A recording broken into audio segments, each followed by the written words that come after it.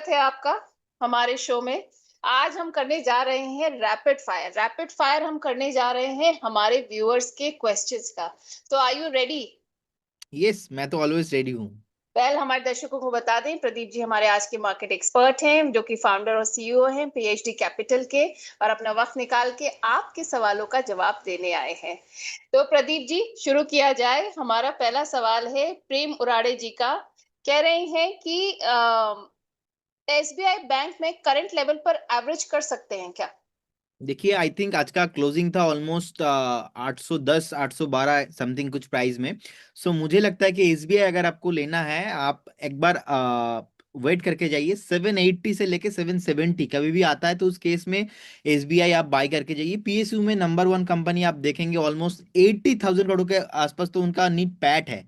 तो वेट करके जाइए। जिस तरीके से निफ्टी भी आज देखा कि 5050 के नीचे भी एक बार आया था, और क्लोजिंग भी अच्छा नहीं हुआ, 25,250 के नीचे ही ट्रेडिंग हो रहा है। और लास्ट वीक आपको याद भी होगा कि मैंने आपको बताया था, जो वीकनेस है वो स्टार्ट होगा 25,250 के नीचे। तो निफ्टी भी थोड़ा बहुत हल्का हो रहा है, थोड़ा बहुत करेक्शंस देखने को मिल रहा है, और बैंक निफ्टी भी 57,000 के नीचे ही क्लोजिंग हुआ है। तो मुझे लगता है कि पीएसयू जब चलेंगे, एसबीआई को भी चलना है। मेरा लॉन्ग टर्म टारगेट है यहाँ पे 950,000। लेकिन अगर आपको बाई करना है, 810 808 के आसपास चल रहा है अभी, बाई मत कीजिए, एक बार वेट करके जाइए। 780 775 कभी भी आता है, तो उस जोन पे आप बाई ऑन डिप करके जाइए। All right, buy on dip will be better in the levels that is suggested by Pradeep ji. प्रेम मुरारे जी एक और अपना सवाल लेकर आए हैं, बल्कि एक चिंता लेकर आए हैं। कह रहे हैं इस समय मेरा पोर्टफोलियो जो है 2.5% नेगेटिव चल रहा है। तो ये नॉर्मल है या फिर चिंताजनक बात है? नहीं, इक्विटी मार्केट में तो 2.5%, 3%, 5% is a very basic thing. Because अगर मार्केट में आपको आपका पोर्टफोलियो में 15-20% अपने डाउन साइड नहीं दिखा, तो आपने डाउन साइड ही अभी नहीं देखा मार्केट पे। सो मुझे लगता हाँ। है कि 2% 3% is a very normal thing in equity market, क्योंकि ये एफडी नहीं है, ना ही है पोस्ट ऑफिस का रिटर्न, ना ही है आपका यहाँ पे कुछ आप एमआईएस कर रहे हो, ना ही ये फिक्स डिपो अपना जो है म्यूचुअल फंड है। म्यूचुअल फंड में भी तो देखिए, म्यूचुअल फंड में भी पोर्टफोलियो 13-14% नीचे ही रहता है जब मार्केट नीचे गिरता है। स्टॉक्स में तो कंपेयर टू ज्यादा वॉलेटिलिटी रहता है। So no doubt is a basic thing. Chill कीजिए, कोई बात नहीं। अच्छे स्टॉक्स में अगर आपका निवेश है, तो टेंशन करने वाला तो कोई बात है ही नहीं। अरे चलिए प्रेम मुरारी जी, अब थोड़ा सा चिंता मुक्त हो सकते हैं प्रदीप जी की सांत्वना के बाद। हर्षित जैन जी हैं। मेरे को याद है हमने एलआईसी पर सवाल पिछली बार भी लिया था, आपने कहा था जिंदगी के साथ भी जिंदगी के बाद भी, टैगलाइन। तो एलआईसी पर फिर सवाल लेकर आ गए हर्षित जैन जी। कह रहे हैं 944 पर मैंने ले रखा है ये, तो 6 मंथ्स का व्यू ये चाह रहे हैं आपसे कि क्या रहना चाहिए इस पर। देखिए, एलआईसी में मेरा व्यू पॉजिटिव ही है। In fact LIC basically LIC housing finance, not LIC. So LIC में पॉजिटिव ही है नाइन बेसिकली। फोर्टी फोर और एलआईसी ही ले लिखा है उन्होंने, और ना हाउसिंग फाइनेंस लिखा है ना कुछ है।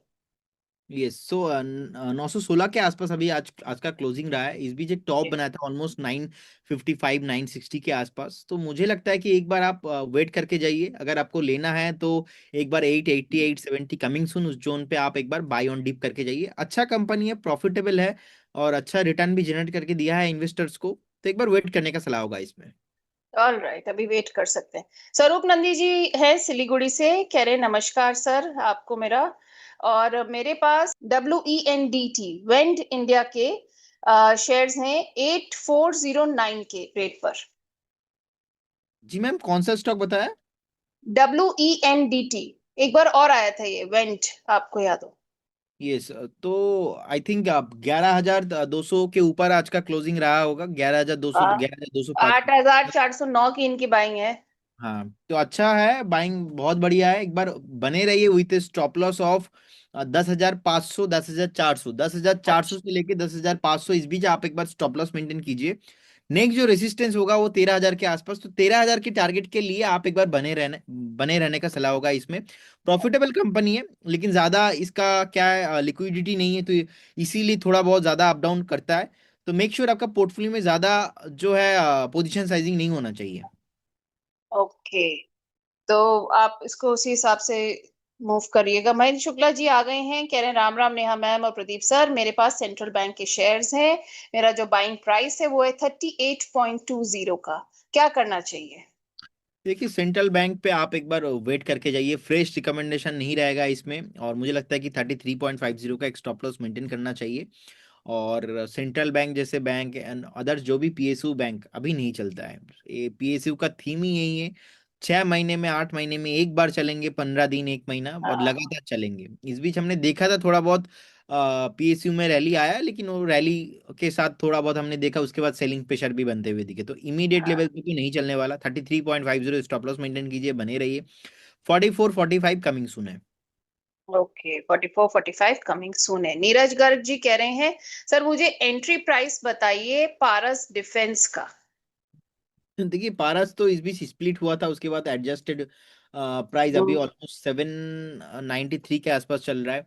मुझे हम्म। लगता है कि अगर आपको एंट्री लेना है और एक दो दिन वेट करके जाइए। अच्छा बाइंग जोन के आसपास ही चल रहा है। एक दो दिन में कभी भी अगर 770 से लेके 760 750 कभी भी आता है तो डेफिनेटली आपको बाई करना चाहिए, क्योंकि जो टॉप बना के आया था उसके बाद मुझे लगता है कि अच्छा रेटेस्ट जोन पे अभी ट्रेड हो रहा है, अच्छा वैल्यूएशन के साथ ही ट्रेड हो रहा है। तो एक बार करेंट जोन से आप एक बार देखिए, 1 से 2 दिन वेट कीजिए, उसके बाद आप एंट्री कीजिए। ऑलराइट। आइडिया फोर्ज पर भी ये सलाह मांग रहे हैं, नीरज जी कह रहे हैं कि इसका भी एंट्री प्राइस प्लीज सजेस्ट कर दीजिए। देखिए आइडिया फोर्स मेरा रडार पे उस दिन आया था जिस दिन अपना इंडिया पाकिस्तान का वॉर हो रहा था। और हम्म। बेसिकली ये कंपनी ड्रोन बनाता है, और हमने हम्म। देखा कि शॉर्ट टाइम में बहुत रैली हुआ। इनफैक्ट 300 से लेके लगातार, मुझे जितना याद है, रिसेंटली 640 635 के आसपास टॉप भी बनाया, टॉप बना के ऑलमोस्ट 600 के नीचे आ गया। Almost hmm. 558 एंड 560 के आसपास क्लोजिंग भी है। सो मुझे लगता है कि अगर आपको बाई करना चाहते हो, if you want two by idea force, तो फिर आप एक बार 515 520 के आसपास कभी भी आता है तो एवरेज कीजिए। बाकी जिनके पास अभी है 475 का एक स्टॉप लॉस के साथ बने रहिए। नेक्स्ट जो टारगेट इसका हो रहा है 640, 640 के ऊपर अगर क्लोजिंग होता है तो मुझे लगता है कि उस बीच 750 भी इसमें पॉसिबल है। थोड़ा बहुत ज्यादा चला था, आप देखेंगे स्टॉक का जो रैली है ना लास्ट 6 से 8 महीना, बहुत ही खराब रहा है, बेस बनाया। और अभी का जितना वॉल्यूम आया है, ऐसा वॉल्यूम तो हिस्ट्री में नहीं आया आइडिया फोर्स में। रिसेंटली जो इंडिया पाकिस्तान का जो सिचुएशन हो रहा था उस टाइम पे हम्म। लोगों ने भर भर के इन्वेस्ट किया, बहुत क्वांटिटी के साथ माल उठाया। तो मुझे लगता है कि एक बार वेट कीजिए। अभी तो जैसे कि डिफेंस में थोड़ा बहुत सेलिंग प्रेशर आ रहा है, तो एक बार वेट करने का सलाह होगा। मुझे लगता है कि 530 525 के आसपास एक बार बाई ऑन डिप करके जाइए आप। ऑलराइट, 530 525 के आसपास बाय ऑन डिप सही रहेगा एज पर प्रदीप जी। मनोज जी हैं, कह रहे हैं क्या मैं अडानी ग्रीन खरीद सकता हूँ करंट लेवल पर। देखिए अदानी ग्रीन का तो आज आई थिंक कुछ न्यूज भी आने वाला था ऐसे समथिंग कुछ, और आज मुझे जितना याद है सुबह 1000 के ऊपर ब्रेकआउट आया था, और उसके बाद 1020 के ऊपर ही ऑलमोस्ट क्लोजिंग है। हम्म। और मुझे लगता है कि अदानी ग्रीन का जो थीम है बहुत ही बढ़िया शानदार चलने वाला है नेक्स्ट फ्यूचर में। शॉर्ट टाइम में इसका टारगेट रहेगा मेरा 1250 से लेके 1300 के आसपास। तो जिनके पास है एक बार होल्ड करके जाइए। करेंट जोन से ही बाय करने का सलाह रहेगा, क्योंकि अदर स्टॉक पे मैं बात कर रहा हूँ buy on dip. Adani hmm. Green पे स्पेशली मैं मुझे लगता है कि बाय ऑन डीप आपको नहीं करना चाहिए। अच्छा। 915 का एक स्टॉप लॉस आपको मेंटेन करना चाहिए। 1020 के ऊपर क्लोजिंग है आज का।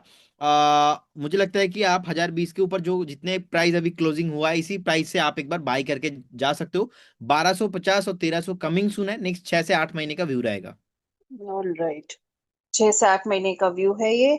आ, दीपक जी हैं, कह रहे हैं सर प्लीज एल्कॉन इंजीनियरिंग का टारगेट बताइए मुझे, मैंने 670 पर लिया है और मेरे पास 500 शेयर है। सो हम्म। बेसिकली 627 के आसपास क्लोजिंग हुआ है। मुझे लगता है कि एक बार आप स्टॉप लॉस मेंटेन कीजिए 580, 580 में स्टॉप लॉस मेंटेन कीजिए और बाकी बने रहिए। शॉर्ट टाइम फ्रेम में बहुत रैली हो गया, ऑलमोस्ट 400 से लेके 720 730 तक गया था। तो अभी थोड़ा बहुत यहाँ पे नीचे आ रहा है, प्रॉफिट बुकिंग देखने को मिल रहा है। मुझे लगता है कि और पोटेंशियल है। अगर आप बाइंग अपॉर्चुनिटी ढूंढ रहे हो या तो एवरेज करने का अपॉर्चुनिटी ढूंढ रहे हो, मुझे लगता है कि एक बार स्टॉक बेसिकली 550 540 के आसपास अच्छा वैल्यूएशन हो सकता है, वहां तक आने का पोटेंशियल भी है। रिटेस्ट में भी उधर आ सकता है, तो एक बार आप वेट करके जाइए। 540 550 के आसपास अच्छा बेस बन सकता है। अभी तो करेंट जोन से कुछ नहीं करना, अभी करेंट जोन से मुझे लगता है कि ऑलमोस्ट 60 70 पॉइंट करेक्शंस मैं देख देख पा रहा हूँ इसमें। ऑलराइट, करंट जोन पे अभी सलाह नहीं है। आशीष जी का सवाल है एनएचपीसी पर, कह रहे हैं लॉस हो रहा है, प्रॉफिट में कब तक आऊंगा, इनका जो बाइंग प्राइस है वो है 99.51। देखिए एनएचपीसी 92.50 92 के आसपास आप देखेंगे मल्टीपल टाइम रेसिस्टेंस है, और वो क्रॉस हो नहीं पाया। तो मुझे लगता है कि अभी इस बार लास्ट बार भी जो 91.50 92 क्रॉस करने का हो रहा था तो हो नहीं पाया ना, नीचे आ गया। 88 के आसपास तो ट्रेडिंग हो रहा है। एक तो एनालिसिस हमेशा दो तरह का होता है, टॉप टू बॉटम या तो बॉटम टू टॉप। अगर आपको लेना है तो 81 82 पे लीजिए, अदरवाइज 92.50 इसके ऊपर एक क्लोजिंग आने दीजिए, उसके बाद ही क्लोजिंग के बाद ही आप लीजिए। अभी नहीं, अभी कुछ नहीं करना इसमें। जिनके पास है ओके। बने रहे।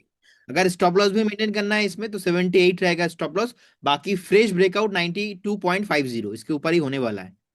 Okay, so level suggested by Pradeep ji. Akshay Gupta ji पूछ रहे हैं पीजीईएल फ्यूचर में मतलब 6 मंथ्स का आप मुझे प्लीज बताइए, एंट्री प्राइस और स्टॉप लॉस भी। देखिए मुझे लगता है कि करेंट जोन से बाय करना चाहिए। बहुत सारे ओके। स्टॉक बताया, बाय ऑन डीप करना चाहिए, बहुत सारे स्टॉक हम्म। जहाँ पे ब्रेकआउट में बाय करना चाहिए। तो मुझे लगता है इस काउंटर आपको करंट जोन से बाय करना चाहिए, क्योंकि जिस तरीके से पैटर्न बिल्ड हुआ है आप देखेंगे ऑलमोस्ट जून 24 के बाद, 2024 के बाद, जून के बाद कभी भी अपना जो वीकली बेस है उसके नीचे क्लोजिंग नहीं हुआ। अच्छा खासा बेस के साथ ऊपर आ रहा है। और मुझे लगता है कि करेंट जोन से बाय करने का सलाह भी रहेगा। और इसमें 850 और 900 दोनों टारगेट कमिंग सून है बहुत जल्दी। नेक्स्ट 12 से 15 दिन में आ सकता है, हाईली पॉसिबल है इसमें। स्टॉप लॉस रहेगा मेरा इसमें 733। 733 स्टॉप लॉस मेंटेन कीजिए, बने रहिए। फंडामेंटल टेक्निकल दोनों अच्छा है। इनफैक्ट ऐसा चार्ट देखने को बहुत कम मिलता है जो बेस बनाने के बाद जो है धीरे धीरे ऊपर आता है। तो करेंट जोन से बाई करने का सलाह रहेगा। मुझे लगता है कि नेक्स्ट 10 15 दिन में इसमें पोटेंशियल है बहुत। ऑलराइट, नेक्स्ट 10-15 दिन में इसमें पोटेंशियल है। आपने कहा करंट जोन से बाय कर सकते हैं, 733 का स्टॉप लॉस लगा लें। अक्षय जी पूछ रहे हैं सीडीएसएल पर इनके पास 75, इनका जो बाइंग रेट है वो है 1785 का, और 75 शेयर्स हैं इनके पास सीडीएसएल पर। कह रहे हैं सजेशन दीजिए सर, क्या करा जाए। देखिए मुझे लगता है कि वो सेवी का न्यूज के बाद बीएसई, सीडीएसएल, एमसीए जैसे ऑल काउंटर नीचे आया, जितने भी हम्म। Securities and related to companies है। 1550 कमिंग सून, 1550 1520। उससे पहले तो सीडीएसएल आपको बाय नहीं करना चाहिए। फेयर वैल्यूएशंस के लिए वेट कीजिए। मैं फंडामेंटली पॉजिटिव हूँ, टेक्निकली भी थोड़ा बहुत मुझे लगता है कि डाउनसाइड इसमें पॉसिबल है। लास्ट टाइम भी लो था ऑलमोस्ट 1500 के आसपास। तो अगेन मैं वही जोन पे, मुझे लगता है कि रीटेस्ट यहाँ पे पॉसिबल है। बाकी जिस तरीके से मार्केट भी नीचे आ रहा है तो मुझे लगता है कि एक बार 1550 से लेके 1515 कमिंग सून है। उस जोन पे ऐड कीजिए, अभी नहीं। अच्छा, ठीक है। प्रदीप जी, रवि जी का सवाल है, कह रहे हैं एनएफएल में इन्होंने खरीदा था एनएफएल 108 के रेट पर। कह रहे हैं अब क्या सलाह रहेगी आगे के लिए, लॉस में है ये। देखिए अभी भी ये चार्ट जो है बेसिकली खराब ही है ज्यादा। अभी ब्रेकआउट इसमें सीन तो कुछ है नहीं। हम्म। 105 के ऊपर यहाँ पे ब्रेकआउट आने वाला है, और अभी के लिए 92.50 एक स्टॉप लॉस मेंटेन कीजिए। मुझे लगता है कि और डाउनसाइड पॉसिबल है। और अगर मार्केट नीचे आता है तो स्मॉल कैप और मिड कैप बहुत जोर से पिटाई होता है। तो इसीलिए पहले तो स्टॉप लॉस ट्रिगर हो चुका है, मेरे हिसाब से 98.50 होना चाहिए था।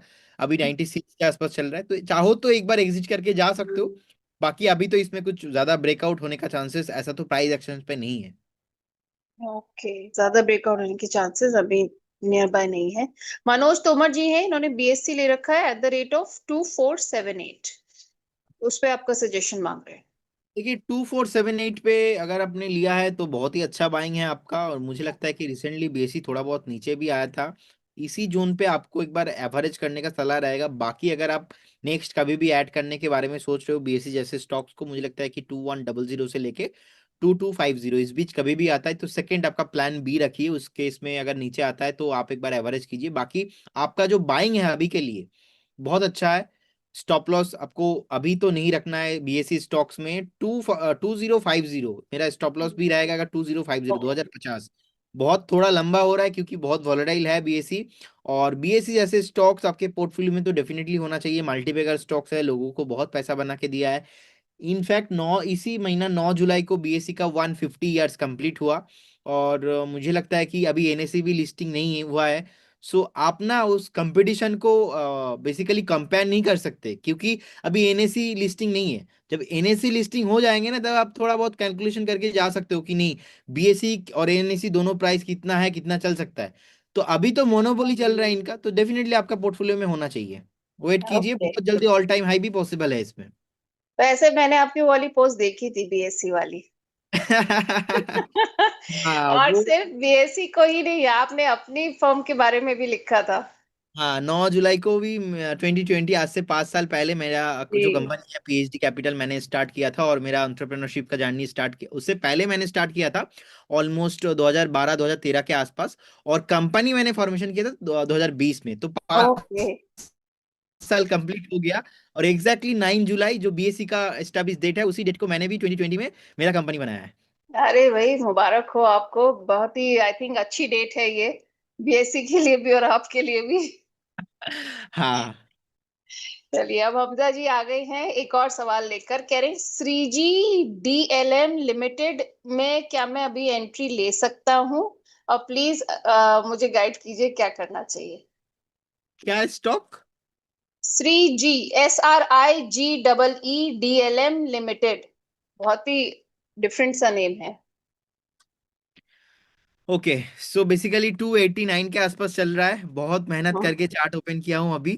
सो 240 के आसपास मुझे लगता है कि एक स्टॉप लॉस मेंटेन करना चाहिए। 240 में एक स्टॉप लॉस मेंटेन कीजिए, बने रहिए। लेकिन इसमें प्रॉब्लम क्या है, ज्यादा वॉल्यूम नहीं आता, मार्केट कैप नहीं है, मात्र ओनली फॉर 173 करोड़ के आसपास मार्केट कैप है। तो इसमें क्या होगा ना, आपकी अगर कोई भी 10 लाख का भी बाइंग कर देगा ना स्टॉक अपर सर्किट, और 10 लाख 15 लाख का भी एक बार सेलिंग आ जाता है ना, तो स्टॉक लोअर सर्किट है। तो आप देख लीजिए ऐसे स्टॉक में अगर आप रहेंगे कि नहीं। और मुझे लगता नहीं कि ऐसे स्टॉक में आपको रहना चाहिए। 240 के स्टॉप लॉस के साथ बने रहिए, बाकी करेंट जोन से अगर आप प्रॉफिट में हो, एग्जिट करने का सलाह रहेगा। ऐसे स्टॉक, छोटे छोटे स्टॉक्स आपका पोर्टफोलियो में एटलीस्ट बाय कर रहे हो तो मार्केट कैपिटलाइजेशन देख के करो। मिनिमम तो 2000 करोड़ के नीचे होना नहीं चाहिए as per the my understanding, क्योंकि जब मार्केट नीचे आता है ना, जितने भी आप एचडीएफसी बैंक 100 करोड़ का बाई करो, आप 5 पॉइंट भी एचडीएफसी बैंक अप डाउन नहीं होगा, हाँ। क्योंकि लिक्विडिटी इतना हाई है। लेकिन जो कंपनी 200 करोड़ का भी नहीं है, वहां पे 20 लाख का भी बाइंग आ जाता है ना, तो फिर बहुत हलचल हो जाता है। तो उसमें आपका हाँ। इफेक्ट होता है बहुत पोर्टफोलियो में। नहीं, डेफिनेटली कंपनी को स्टडी करना चाहिए। अब रिंकी जी एनबीसीसी पर सवाल लेकर आई हैं, कह रही हैं क्या एनबीसीसी पर एंट्री लेने का ये सही वक्त है? देखिए मुझे लगता है कि एनबीसीसी 130 के ऊपर अगर आता है, सॉरी आज मेरा तबीयत बहुत ठीक नहीं है तो इसीलिए बार बार खांसी आ अरे रहा है नहीं, मुझे। बहुत बुलवा भी दिया हमने आपसे। हाँ तो बेसिकली नहीं, बात करना था मेरा हैबिट है, मैं सुबह 8 बजे से रात 8 तक तो बक बक कर ही लेता हूँ हर दिन। आज क्या हुआ है, आज मेरे साथ सामने चार्ट नहीं है, बहुत मुश्किल से एक दो चार्ट मैं ओपन कर रहा हूँ। बाकी क्या होता है, डेली बात करते करते करते करते सब कुछ याद है कि कितना मार्केट कैप है, कहाँ पे क्या क्लोजिंग हुआ है। क्योंकि जब भी मैं शो स्टार्ट किया तभी मेरा जूम क्रैश हो गया, सो इसीलिए मेरे थोड़ा। ख्याल से एक हार्ड डिस्क आपने यहाँ भी फिट कर रखी है अपने, हाँ। एक हार्ड डिस्क यहाँ भी फिट कर रखी है। हाँ हार्ड डिस्क तो यहाँ पे है, तो यहाँ पे है, इसीलिए स्क्रीन देखने का जरूरत नहीं हो रहा है।